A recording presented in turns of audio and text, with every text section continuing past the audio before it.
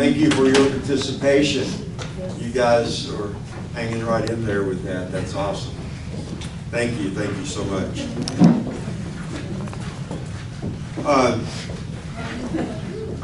Last week, Mike shared with me the fact that God had given him some insight he'd never seen concerning the connection between the Passover and Easter, or Resurrection Sunday, as we like to call it.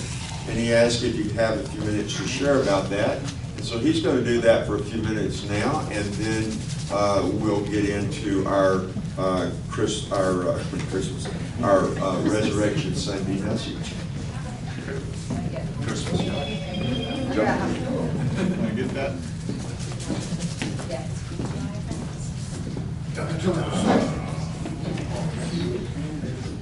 It's my turn to sweat. Ansel usually does the sweat. Not anymore, I gave that up.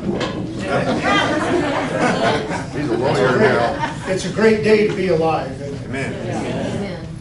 This last week, all week long, what I'm going to share has been going through, just filtering through.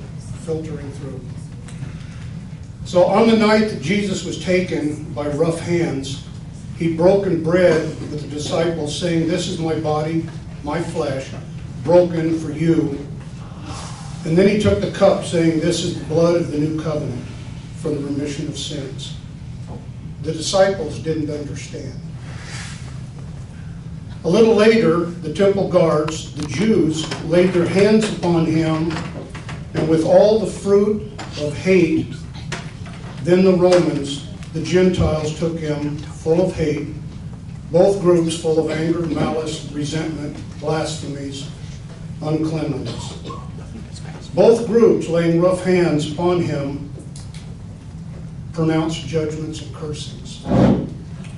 While at the temple, the high priest was laying his hands upon the scapegoat, confessing the sins of Israel and placing them symbolically upon it. Then taking the scapegoat from the judgment, leading it outside the city, turning it loose alone.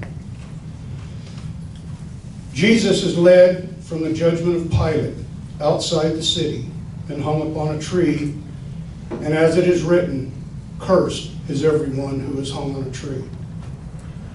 While in the temple, the priests were preparing the sacrificial lamb for slaughter. The knife was cleansed, sharpened, blessed.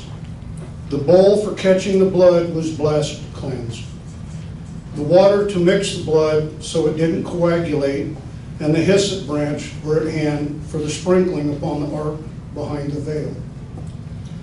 This veil, which is about 4 inches thick, is the veil of sin that separated man from God and God from man. All was prepared. On Golgotha, Jesus, for the first time ever, experienced in his own person this separation that sin causes between man and God, God and man. The land and skies, the whole area was covered in darkness. And as the man, fully human, Jesus cries out, my God, why have you forsaken me?" Shortly thereafter, he says, "It is finished." And after that, as the man, he says, "Father, into your hands I commit my spirit." Not the Holy Spirit, but his spirit. And he breathes his last. In the temple, the lamb is sacrificed with prayers and blessings and great pomp. The blood is collected, mixed with water. All faces are upon the high priest, for the temple is full of the priests, the Pharisees, the Sadducees. All the priests gathered. They're all watching the high priest, and they're watching the veil. Well, upon the hill outside the city, a soldier sticks a spear into Jesus and makes sure he is dead.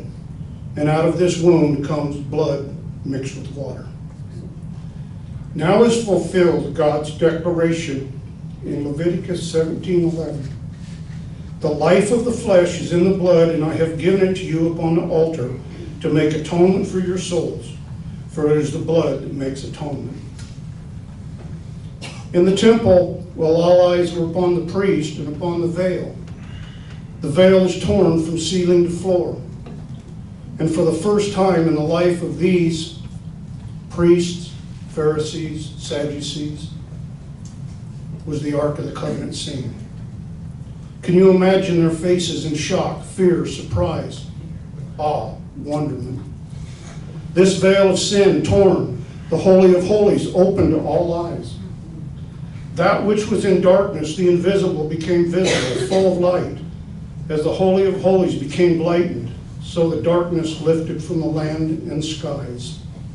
This veil of sin, this veil of separation, this veil that symbolized Christ's body was no more. The way was open. They didn't understand. This, in part, is what is meant about partaking of our Lord's Supper worthily, in remembrance of Him, showing His death until He comes. Woo!